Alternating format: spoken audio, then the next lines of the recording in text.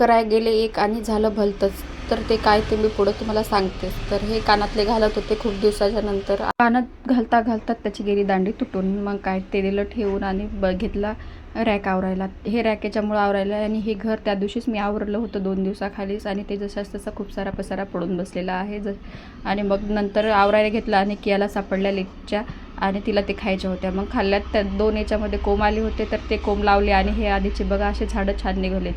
या घराचा काय प्रॉब्लेम आहे काय माहीत. नुसत्या भिंतीचे खपल्या निघत राहतात. कधी मीठच निघत राहते. पाऊस पडला तर नुसतं मीठ.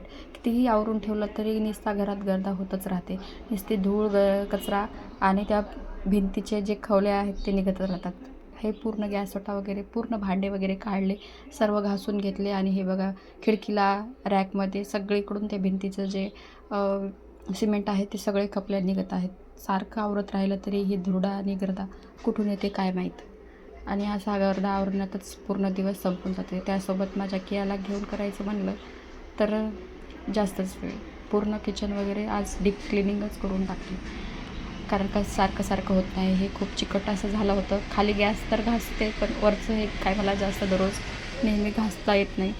नारळाचा मस्त एक छोटासा कोंबच होता आणि आता त्याचं छान झाड झालं. नंतर थोडीशी पेटपूजा केली, थोडीशी चिक्की वगैरे खाली आणि परत आवरायला घेतलं. सगळं व्यवस्थित असं आवरून घेतलं. भांडे तर घासणं झालेच नाही.